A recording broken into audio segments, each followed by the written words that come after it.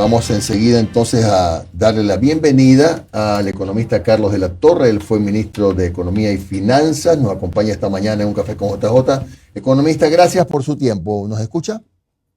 Perfectamente, Jimmy. Muchas gracias también por esta invitación. Con gusto. A ver, economista, lo primero que quisiéramos con ustedes es que un poco nos haga aterrizar en los reales números de la deuda, porque usted sabe que se han manejado diferentes números. ¿Cuánto es realmente la deuda del Ecuador? La deuda que suma, según algunos entendidos, entre 65 o 70 millones. Pero ¿cuál es el número de la deuda? Luego hablaremos de qué es lo que necesita hacer el Ecuador para honrarla en los próximos 2 años. Bueno, las diferentes mediciones de la deuda dependen de los criterios con los que se mide. Un criterio es la deuda consolidada, que se llama, que es el Estado ecuatoriano frente a terceros, pero no se hace la contabilización de las deudas dentro del propio Estado. Por ejemplo, ahí estaría la deuda con el IES. Hay otra que es la deuda agregada, que es la deuda en la que no se incluyen algunos elementos que todavía no están claros. La deuda agregada, que quizás podría ser la mejor medida de cuánto realmente debe el Estado ecuatoriano, porque no solo es el gobierno, ¿no? Entonces, en este caso estaríamos hablando de 69,000 millones de dólares. Pero si a eso le agregamos el IES y los contingentes, que son potenciales deudas que pueda incurrir el país, por ejemplo, por laudos arbitrales, estamos hablando de unas obligaciones cercanas a los 81,000 millones de dólares.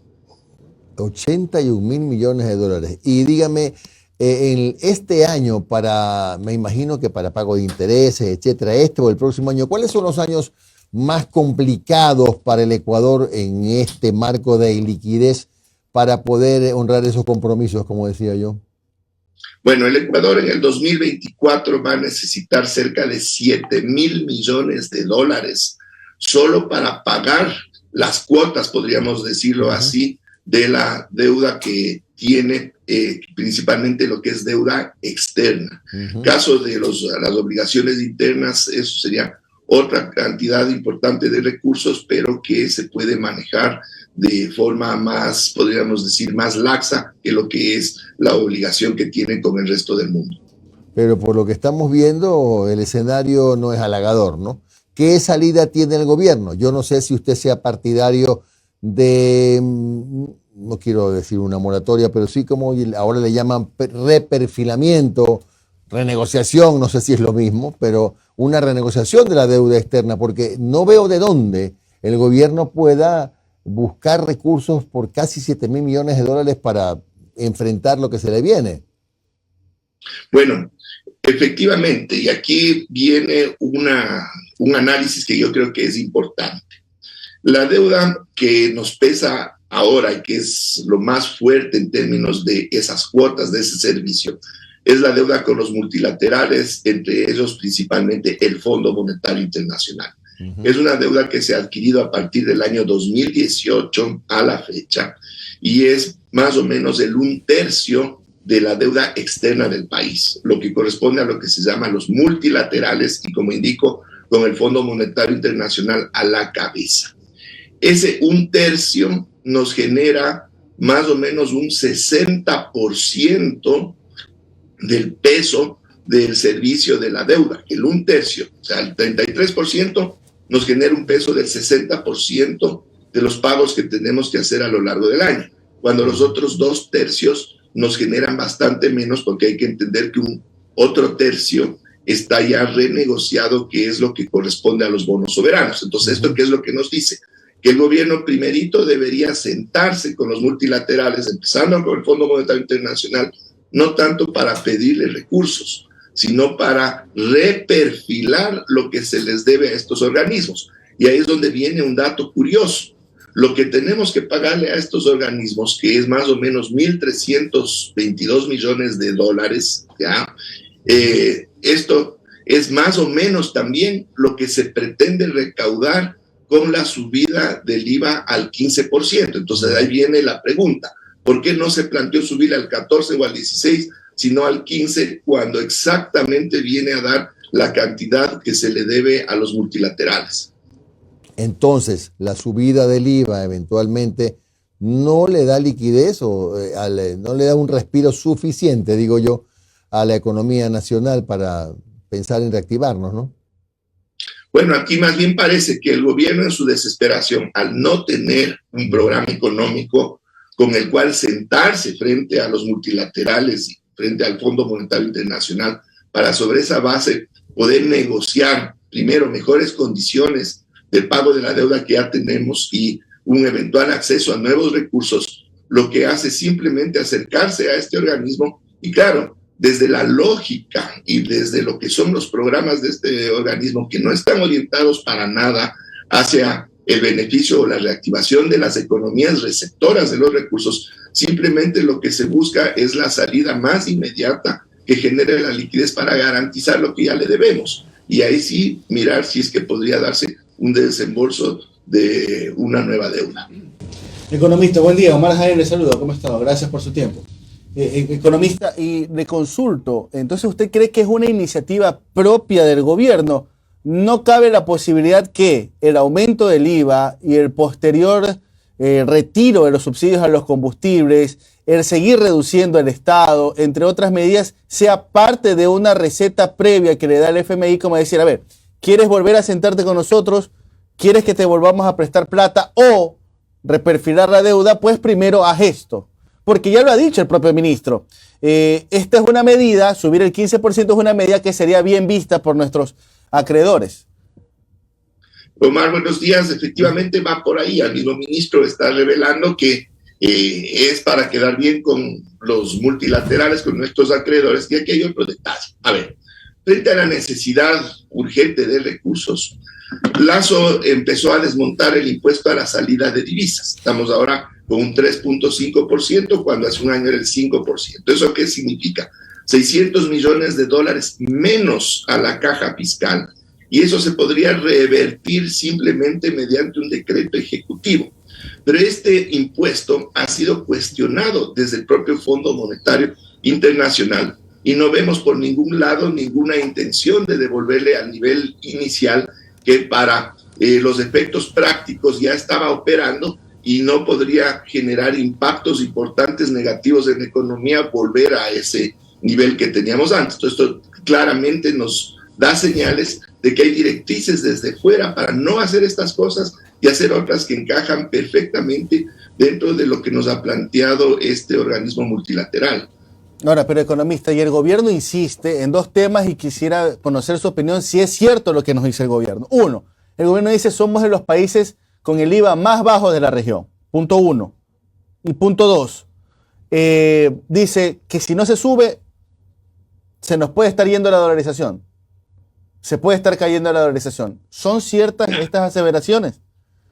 A ver, efectivamente estamos con un nivel de IVA de los más bajos de la región, pero ojo, eso no se puede analizar en términos absolutos. Es uno de los IVAs más bajos en dolarización, pero con una de las economías con el más alto costo de vida en la región.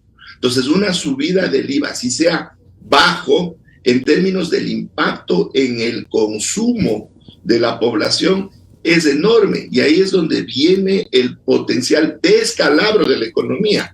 No por no recaudar los impuestos, sino por la afectación a las ventas, porque en definitiva en el Ecuador ya tenemos una caída del consumo, que está ya determinada por el Banco Central. Tercer trimestre del 2023 ha caído el consumo. Menos consumo, incluso esto potenciado por un IVA más alto, la gente compra menos, va a haber menos ventas y a la larga menos recaudación. Pero el problema es que con menos ventas hay menos producción, ya no hay una justificación para las empresas para producir más, sino para producir menos, y con menos producción, más desempleo, y se cierra un círculo vicioso que le termina destruyendo a la economía. Y por el lado de la dolarización, por si acaso, la dolarización ha estado muy saludable, inclusive en momentos de crisis que hemos tenido en el pasado, como en el caso de la pandemia, como en el caso del terremoto del 2016, como en el caso de la gran crisis financiera internacional del 2009, así que no hay razones para pensar que la dolarización estaría en riesgo. Mira, ahora, economista, a ver, ayer de una manera muy ajustada, 5-4, en la Comisión de Desarrollo Económico se aprueba el proyecto de ley. Bueno, el informe para primer debate. se mantiene al 14, no, al 13%, no, miento, al 15% hasta el 2026 y desde el 2026 hacia adelante un 1%, es decir, subir al 13% que quede de manera perenne. También como para contentar a otros sectores políticos se pone un impuesto a la banca. El Partido Social Cristiano está proponiendo algo muy focalizado durante un año, que es un impuesto a las utilidades a las sociedades, y con las utilidades del 2022 que se registraron en el 2023. La pregunta es, ¿cualquiera de estas medidas nos sacan del hueco en el que estamos? ¿O es solamente paliativo? ¿Son pañitos tibios como para una enfermedad larga que tenemos? A ver, una subida del IVA, como digo, en definitiva le pegaría un golpe este momento a la economía tan fuerte que nos llevaría más abajo de lo que estamos. Quizás en otras condiciones en el futuro podría ser importante desde la perspectiva de ingresos permanentes, pero ahora definitivamente no. Los impuestos estos especiales serían unas contribuciones únicas que tendrían que hacer ciertos sectores, simplemente sería para pasar esta situación coyuntural gravísima, pero no implican darle sostenibilidad a la caja fiscal. Pero ahí viene lo otro, ¿qué sí se puede hacer que no esté en discusión? Pues el problema no es técnico, porque soluciones las hay, es político, en cuanto a quién se le toca el bolsillo. Pues vamos a ver algunas posibilidades. Ya indiqué volver al impuesto a la salida de divisas al 5% o incluso subir un poco más.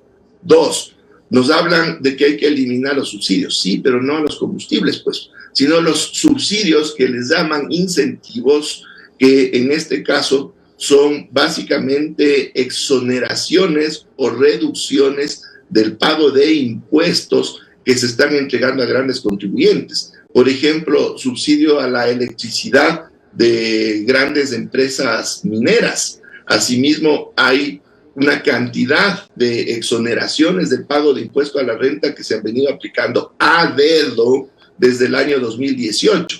Y si nosotros sumamos todos estos recursos que ha dejado de recibir el Estado ecuatoriano en estos últimos años, viene a ser un monto de $2,000 millones anuales, que esto se puede revertir con un decreto ejecutivo y en poquísimas semanas tendríamos esos ahí en la caja fiscal.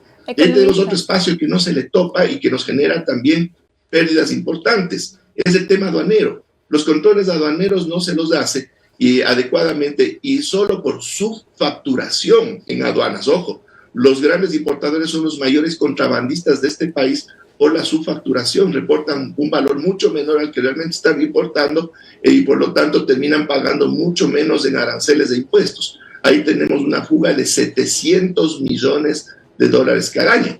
Podemos pensar también en algo que tampoco les va a gustar a los importadores, pero se puede en una situación emergente, de emergencia como la actual, subir los aranceles. Hay 375 partidas arancelarias identificadas de mercancías que no son esenciales para la economía, son baratijas, son bienes suntuarios a los cuales se les puede subir los aranceles a los techos de la OMC sin contrariar ningún acuerdo comercial, y esos son $400 millones más que entrarían cada año a las arcas fiscales. Y así podemos seguir encontrando otros mecanismos que no implican para nada subir los impuestos o particularmente subir el IVA. Economista, buenos días. Noris Arroyave le saluda. Cuando se habla de eliminar subsidios, va a la par un poco con desestabilización política, y el presidente Noboa ha dicho que más que eliminar subsidios por eliminar, se debe ir hacia el debate de focalización. Cuando hablamos de focalización de subsidios, ¿a quién le estamos hablando? ¿A qué sectores sí les tocaría un poco incomodarse con este tema? A ver, tenemos que distinguir entre lo que es el diésel y la gasolina extra. Básicamente, una focalización bien hecha tiene que estar dirigida a mantener los precios de los combustibles subsidiados a lo que genera transporte dentro de la economía, porque el transporte es un costo que va a estar en todo proceso productivo, y todo lo que pueda generar o genera costos de transporte tiene que estar subsidiado, si no terminamos afectando a la economía de forma importante. Entonces, ¿a qué nos referimos con eso? Es básicamente lo que es el transporte de pasajeros y el transporte de carga. Resto de actividades podrían no recibir el subsidio, pero de todas formas habría también un impacto inflacionario que golpearía los bolsillos de la economía y eso generaría una caída en la producción desde el lado del consumo. En el caso de la gasolina extra, ¿qué es lo que pasa, por ejemplo, con los taxis, que son los usuarios en este caso, en los que eso podría generar un impacto más grave en el bolsillo de los ciudadanos? Entonces, estos serían los espacios hacia los cuales podría focalizarse el subsidio a los combustibles, pero digo nuevamente, quienes después terminemos pagando el precio internacional de los combustibles, vamos a tener un impacto en nuestro consumo y vamos a dejar de consumir otros bienes y servicios, afectando por ese lado la dinámica de la economía. Y el subsidio al gas doméstico, ¿usted cree que en algún punto vamos a tener que poner ese debate sobre la mesa y como país considerarlo realmente? ¿O lo que ahorraría el Estado con ese subsidio no representaría el costo que le vendría a la ciudadanía? No, el impacto social sería mucho mayor que lo que le beneficia al Estado. Tenemos que entender que no podemos analizar las cosas solo desde la perspectiva financiera, sino integral desde todo lo que es la economía y la sociedad. Y el subsidio del gas se estaba pensando resolver con la sustitución de las cocinas de inducción por las cocinas a gas, y por ahí se puede reforzar. Incluso le escuché a la ministra que había indicado, la ministra del ramo, que estaba vigente todavía el programa de sustitución de cocinas, y estos son mecanismos, claro, no inmediatos, pero que a la larga terminan resolviendo el problema del subsidio sin que exista un golpe al bolsillo popular y le resuelven en ese espacio el problema financiero al fisco. Pero, ministro, ese proyecto ya llevado a la práctica como que no funcionó mucho. Ya. A ver, pero no es porque el proyecto estuvo mal diseñado, es porque desde el gobierno de Moreno se lo quiso enterrar por cuestiones políticas. Una reactivación y un afinamiento de los elementos que quizás no fueron los más adecuados nos llevaría a encauzarle adecuadamente, pero esas son las soluciones de carácter estructural que realmente permiten corregir los problemas. No podemos simplemente decir que no funcionó, ahí queda, sino que se lo tiene que reactivar para poder lograr el objetivo que se planteó hace algunos años. Muy bien, gracias al economista Carlos de la Torre, ex ministro de Economía y Finanzas, por estos minutos de su tiempo en Un Café con JJ. Buen día, muy amable. Un buen día, un abrazo, muchísimas gracias también.